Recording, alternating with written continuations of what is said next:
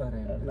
അപ്പൊ നമ്മളിന്ന് കണ്ട പടം ലിറ്റിൽ ഹാർട്ട് അല്ലെ? ലിറ്റിൽ ഹാർട്ട് വളരെ മനോഹരമായ പടം. നമ്മള് എന്താ പറയാ, കൊറേ കാലത്തിന് ശേഷം നല്ലൊരു ഫാമിലി എന്റർടൈൻമെന്റ്, ചിരിച്ച് ജെന്യുവിൻ ആയിട്ട് ചിരിച്ച കുറച്ചുകൂടി നല്ല പടം. ഇപ്പോ ടർബോയിലൊക്കെ ഞങ്ങളായിട്ടുള്ള കോമഡീസ് ഒന്നും എനിക്ക് അത്ര വർക്കായിരുന്നില്ല. ടർബോ കണ്ടിട്ട് അതിന്റെ റിവ്യൂ ഞാൻ പറഞ്ഞില്ല കേട്ടോ. അതിന്റെ റിവ്യൂ എനിക്ക് അങ്ങനെ പറയാൻ തോന്നിയില്ല. പേഴ്സണലി എനിക്ക് ആ പടം അത്ര ഇഷ്ടമായില്ല. അതുകൊണ്ട് തന്നെ അങ്ങനെ ഒരു ഇത് പറയണ്ടെന്ന് അപ്പൊ തോന്നി. അപ്പൊ പിന്നെ പടമൊക്കെ ഓടി കുറെ ആയല്ലോ, അപ്പൊ പിന്നെ പറയാം. അങ്ങനെ പറയാൻ തോന്നിയ കാരണം പറഞ്ഞത് മാത്രം. അപ്പോൾ നമ്മൾ പറഞ്ഞ ടോപ്പിക് എന്താ വെച്ചാൽ ലിറ്റിൽ ഹാർട്ട്. എല്ലാവരുടെയും അഭിനയം വയസ്സ് വെച്ച ആരൊക്കെ ഉണ്ട്?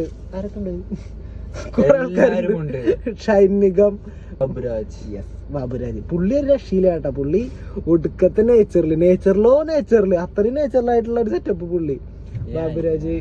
പിന്നെ കഥയെ കുറിച്ച് പറയാന്ന് വെച്ച് കഴിഞ്ഞാൽ, ഒരു ഫാമിലിയിൽ ഉണ്ടാവണ കുറച്ച് പ്രണയങ്ങൾ, ഒരുപാട് നല്ല നല്ല പ്രണയങ്ങൾ, അത് നമ്മളെ ഒരിക്കലും എക്സ്പെക്ട് ചെയ്യാത്ത രീതിയിലുള്ള സിറ്റുവേഷനിൽ വരുന്ന പ്രണയങ്ങള്. അതാ കഥ പറയണില്ല, ത്രെഡ് മാത്രമല്ലേ പറയാനുള്ളൂ. റിവ്യൂവിൽ ഇടപെട്ട് കഴിഞ്ഞാൽ അല്ലക്കൂട്ടോ ഞാൻ പിടിച്ചിട്ട് അല്ല. അപ്പൊ നമ്മൾ പറഞ്ഞ പ്രണയത്തിന്റെ പശ്ചാത്തലം തന്നെയാണ് പറഞ്ഞ പോലെ. പക്ഷെ നമ്മൾ ഉദ്ദേശിക്കുന്ന എന്തിനുള്ള ഒരു പിന്നാലെ നടന്നിട്ടുള്ള പൈങ്കിളി സെറ്റപ്പുള്ള പ്രണയമല്ല. കുറച്ചും കൂടി ഇപ്പത്തെ സിറ്റുവേഷനില് ഉള്ള ഒരു സാധനം ഉണ്ട് അതില്. അത് പറഞ്ഞു കഴിഞ്ഞാൽ സ്പോയിലർ ആയി പോകും. അത് കാരണം അങ്ങനെയുള്ള കാര്യങ്ങൾ നമ്മൾ ഇടപെടുന്നില്ല. പിന്നെ ഓൾറൗണ്ട് പടം നല്ല ഹ്യൂമറായിട്ട് തന്നെ, ഫസ്റ്റ് ഹാഫ് ആണെങ്കിലും ശരി, സെക്കൻഡ് ഹാഫ് ആണെങ്കിലും ഹ്യൂമറിന് നല്ല പ്രാധാന്യം കൊടുത്തിട്ടുണ്ട്. നമ്മൾ പല സിനിമയിലും ഈ കോമഡി ഇപ്പോൾ വേണമെന്ന് തോന്നിയിട്ടുള്ള സിറ്റുവേഷനിൽ അത് നേച്ചുറലായിട്ട്, അതായത് നമ്മൾ ആ സമയത്ത് ഈ സാധനം അടിച്ചിരുന്നെങ്കിൽ നല്ലതായിരിക്കും എന്ന് പറഞ്ഞ പോലത്തെ കോമഡികൾ വളരെ അടിപൊളിയായിട്ട് തന്നെ ഉണ്ടായിട്ടുണ്ട്. സീരിയസ് സിറ്റുവേഷൻ ആവുക, ആ സിറ്റുവേഷനിൽ കോമഡി അവർ നല്ല രീതിയിൽ വർക്കാക്കിയിട്ടുണ്ട്. സാഡ് മൂഡും കാര്യങ്ങളൊന്നും ഇല്ല, ഒരു ഹാപ്പി ആയിട്ടുള്ള ഹാപ്പി എൻഡിങ്. അങ്ങനെ നോക്കിക്കഴിഞ്ഞാൽ അടിപൊളി പടം, നല്ലൊരു പടം. പിന്നെ സോങ്സ് കുഴപ്പമില്ല, നല്ല സോങ്സ് ആയിരുന്നു. പിന്നെ ഡയറക്ടറുടെ പേര്, പുതിയൊരു ഡയറക്ടറാണ്, ആളുടെ പേര് പെരേര എന്നുള്ളൊരു പുതിയ, ഞാൻ ഡയറക്ടേഴ്സിന് നോക്കാറുണ്ട് പല പടത്തിലും അത് സെറ്റ് ചെയ്തിട്ടുള്ള. ഈ ഡയറക്ടറുടെ മൂവീസ് ഞാൻ കണ്ടിട്ടുണ്ടോ എന്ന് എനിക്കറിയില്ല, ഞാൻ പരിചയമില്ല.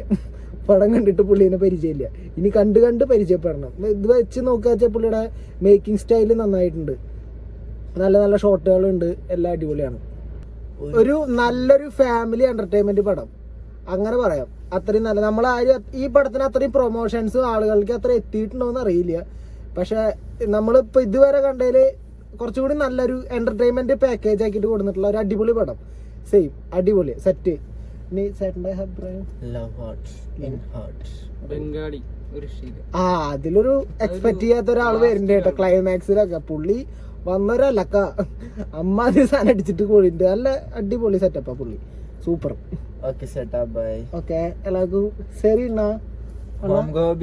മറ്റൊരു വീഡിയോയുമായി അപ്പവും പിള്ളേരും ഞാനും കാണാം. ബൈ.